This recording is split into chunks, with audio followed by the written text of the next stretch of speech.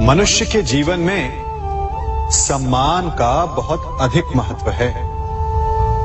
वो उसे अपने हृदय, अपने मन से जोड़कर रखता है। कदाचित इसीलिए हम शत्रु के सम्मान पर चोट पहुंचाते हैं ताकि उसे पीड़ा पहुंचाई जा सके। परंतु ऐसा करने से सावधान रहे मित्रों। शरीर पर लगी चोट मनुष्य भुला सकता है, परंतु उसके सम्मान को लगी चोट उसे जीवन भर पीड़ा देती है। और स्त्री के मान सम्मान पर लगी चोट उसे उस सीमा तक ले जाती है जहां उसे केवल प्रतिशोध दिखाई देता है। यदि अपने शत्रुओं को जीतना है तो प्रेम से जीतिए, अपने कर्मों से जीतिए। उन्हें अनुभव करवाइए कि उनसे भूल हुई है। किसी के सम्मान को ऐसी चोट ना पहुंचाइए कि वो आपका नाश करने पर उतर आए। स्मरण रखिए, किसी का अपमान करके आपके हृदय को कदाचित थोड़ा संतोष आ जाए, परंतु उस अपमान से आप कई हृदयों को आघात पहुंचाते हैं और अपने लिए एक शत्रु और बढ़ा लेते हैं।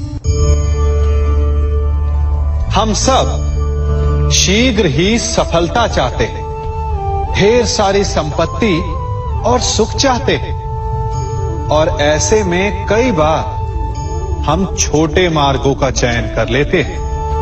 वो मार्ग जिनमें परिश्रम नहीं होता, जिनमें होता है तो केवल छल, कुटिलता और भाग्य का सहारा। जैसे कि जुआ। कोई जुए के खेल में धन लगाता है, कोई दांव लगाता है और ये भूल जाता है कि जुआ ऐसा दलदल है कि जिसमें एक बार गिरे तो सर्वनाश से पहले निकलना असंभव है। यदि आप जीते तो और जीतने की भूख बढ़ जाएगी, और यदि आप कुछ हार बैठे तो उसे पुनः पाने के लिए आप फिर से खेलेंगे। मनुष्य को यह आभास ही नहीं होता कि अपनी संपत्ति के साथ साथ वो अपनी मानवता, अपने संस्कार, अपना धर्म और अपना उत्तरदायित्व तक सभी जुए की भेंट चढ़ा देता है। इसलिए कुछ पाना है तो परिश्रम से पाओ। यदि कुछ जुए में जीता तो वो उतना शीघ्र ही खो दोगे, चूंकि उसे परिश्रम से पाया नहीं गया है, और उसकी रक्षा करने के लिए आपके मन में स्वाभाविक प्रयास भी नहीं होंगे। क्षमा बढ़न को चाहिए, छुट्टन को उत्पाद। क्षमा इस संसार में शांति का, सुख का मूल आधार है। क्षमा आपके मन से प्रतिशोध और शत्रुता जैसे भावों को समाप्त करती है। परंतु क्या हर स्थान पर क्षमा आवश्यक है? क्या प्रत्येक का अपराध क्षमा करने के योग्य होता है? नहीं।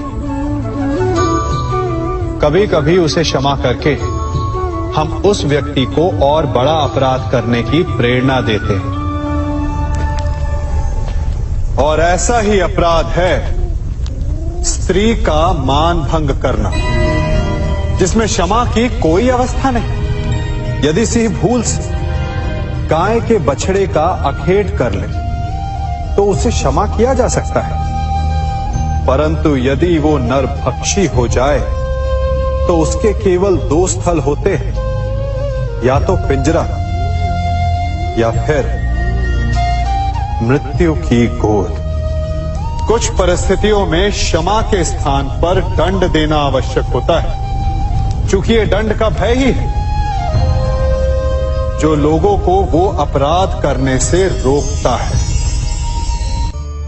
संसार में सबसे बड़ा क्या है? अभिमान और बाहुबल, या विश्वास और आस्था? निश्चित रूप से बाहुबल के महत्व को नकारा नहीं जा सकता।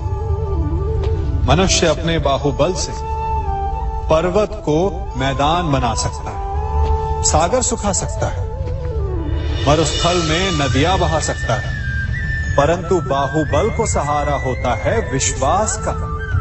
यदि मन में विश्वास ना हो तो बाहुबल किसी काम का नहीं। वो कौन सा बल है कि मोर आकाश की ओर ताकते हैं?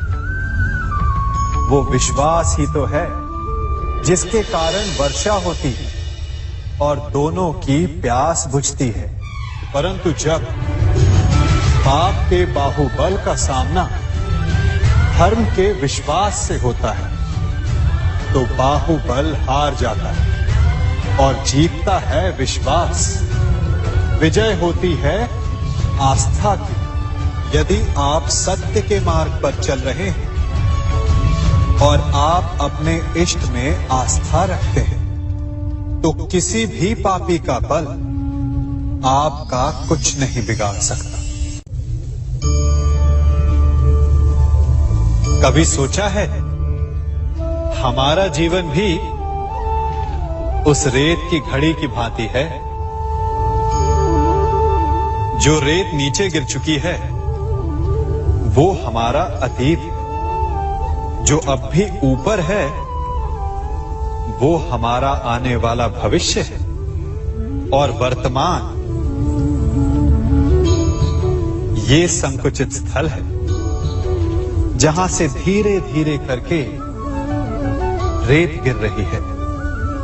अर्थात हमारे पास जीने के लिए यही एक क्षण है। उसका उपयोग कैसे करना है ये हम पर निर्भर करता है। जो बीत गया उसका दुख मनाना है या जो भविष्य में होने वाला है उसकी प्रतीक्षा में क्रोध करना है। सब कुछ करने के लिए यही एक क्षण है। प्रसन्न रहना है तो उसके लिए भी यही एक पल है। प्रतीक्षा करते रहोगे तो ये पल भी भूतकाल में बदल जाएगा। इसलिए आनंद के लिए, परोपकार के लिए प्रतीक्षा ना कीजिए।